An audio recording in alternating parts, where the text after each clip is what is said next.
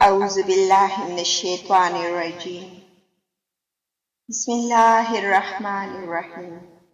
السلام علیکم ناظرین، میں لا اسلام چینل سے مخاطب ہوں۔ ناظرین کرام، آج میں آپ کو ایک سبق آموز سٹوری سناتی ہوں۔ ایک دن بادشاہ بہت خوش تھا۔ اس نے اپنے پاس تمام وزیروں کو جمع کیا اور ایک وزیر سے سوال کیا، تمہاری زندگی کی سب سے بڑی خواہش کیا ہے؟ وزیر نے نگاہیں نیچی کی۔ بادشاہ نے کہا، گھبراؤ نہیں، بتاؤ۔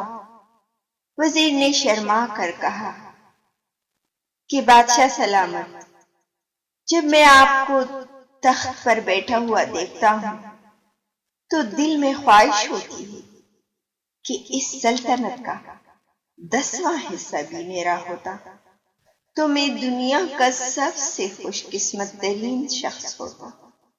بادشاہ نے سن کر قہقہا لگایا اور کہا، یہ کوئی مشکل کام تو نہیں، میں آدھی سلطنت ابھی تیرے نام کرتا ہوں۔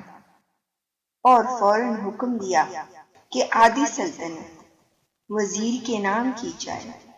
لیکن بادشاہ نے ایک شرط رکھی کہ مجھے 3 سوالوں کا جواب دو اور آپ کے پاس اس 3 سوالوں کے جواب کے لیے 1 مہینے کا ٹائم ہے، 30 دن۔ اور اگر آپ نے مجھے ان 3 سوالوں کا جواب نہیں دیا تو آپ کا سر تن سے کاٹ دیا جائے گا۔ وزیر بہت گھبرایا۔ بادشاہ نے سوالات بتائے۔ پہلا سوال یہ ہے کہ انسان کی زندگی کی سب سے بڑی سچائی کیا ہے؟ اور دوسرا سوال یہ ہے کہ انسان کی زندگی کا سب سے بڑا دھوکہ کیا ہے؟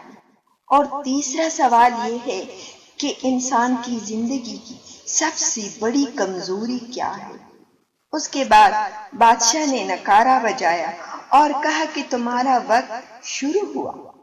وزیر نے وہاں سے فوراً جا کر مفکروں، ادیبوں، دانشوروں اور بڑے علم والے افراد کو جمع کیا اور بادشاہ کے سوالات ان کے سامنے رکھے۔ کسی کو بھی کسی سوال کی سمجھ نہیں آئی۔ دانشوروں کو اور بڑھایا گیا، دوسرے ممالک کے دانشوروں کو بلایا گیا، لیکن کوئی تسلی بخش جواب نہ مل سکا۔ وزیر مارا مارا پھرتا تھا۔ اپنے ملک سے باہر دوسرے ممالک میں بھی چلا گیا، وہاں پر بھی سب لوگوں کو اکٹھا کیا۔ وزیر کو کہیں سے کوئی جواب نہ مل سکا اور دن آخر ختم ہو گئے۔ جب آخری دن رہ گیا تو بہت مایوسی کے عالم میں دارالحکومت کی دوسرے سرے میں ایک ویرانے میں چلا گیا۔ وہاں پر ایک فقیر جھونپڑی میں پڑا تھا۔ فقیر کے پاس پہنچا۔ فقیر سوکھی روٹی پانی میں ڈبو ڈبو کر کھاتا تھا۔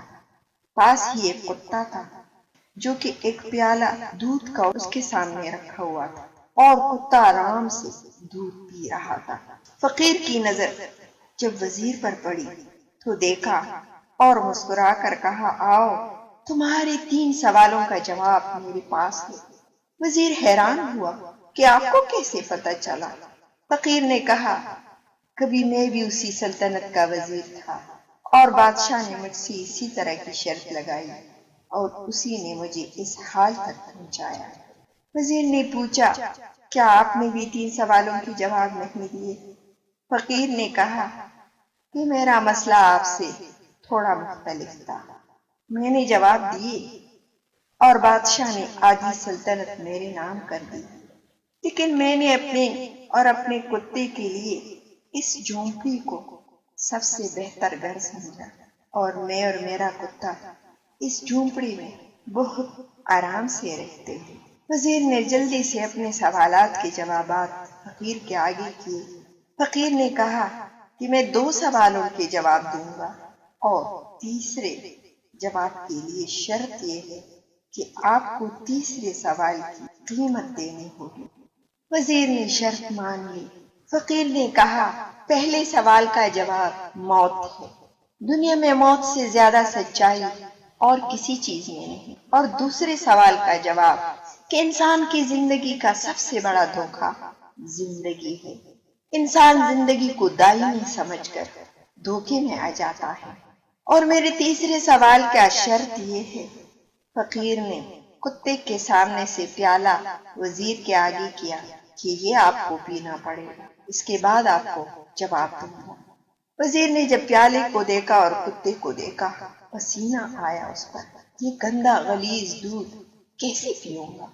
فقیر نے کہا، دو باتیں تیرے سامنے ہیں، یا تو یہ دودھ پینا ہے یا بادشاہ نے کل آپ کا سر گردن سے الگ کرنا ہے۔ وزیر کو اپنا کٹا ہوا سر نظر آیا اور جلدی سے ہاتھ بڑھا کر کتے کا جوٹا ایک سانس میں پی گیا۔ فقیر نے کہا لگایا اور کہا، تیرے تیسرے سوال کا جواب غرض ہے۔ انسان کی سب سے بڑی کمزوری اس کا غرض ہوتی ہے، جو کہ اسے کتے کا جوٹا پینے پر بھی مجبور کرتی ہے۔ اور سچ تو یہ ہے کہ غرض نے ہی مجھے اس جھونپڑی تک پہنچا دیا۔ میں سمجھ گیا تھا کہ جوں میں زندگی کے دھوکوں میں آؤں گا، موت کو بھول جاؤں گا اور ایک دن دنیا کے غرض کے دلدل میں ڈوب جاؤں گا، یہاں تک کہ مجھے کتے کا جھوٹا پینا پڑے گا۔ لہٰذا میرا مشورہ آپ کے لیے یہ ہے کہ زندگی کی ان تین حقیقتوں کو جان لو۔ وزیر ندامت، شرمندگی اور خود غرضی کی نگاہ نیچے کی جھونپڑے سے نکلا، محل کے دروازے تک پہنچا۔ دروازے پر پہنچ کر ایک لمبی ہچکی لی اور روح تن سے پرواز کر کے اڑ گیا، کیونکہ سچائی پہنچ چکی تھی، سچائی کا وقت پورا ہو چکا۔ کیا ایسا تو نہیں کہ ہم بھی غرض کی دلدل میں اتنی گہرائی تک گئے کہ سچائی میں موت کو بھول جاتے؟ اللہ تعالیٰ ہم سب مسلمانوں کو توفیق دے کہ ہم موت کو کبھی نہ بھولیں۔ آمین۔ آپ اپنا بہت سارا خیال رکھیے گا، اپنی دعاؤں میں مجھے بھی یاد رکھیے گا، اور چینل کو لائک اور سبسکرائب کرنا نہ بھولیے گا۔ بامان خدا۔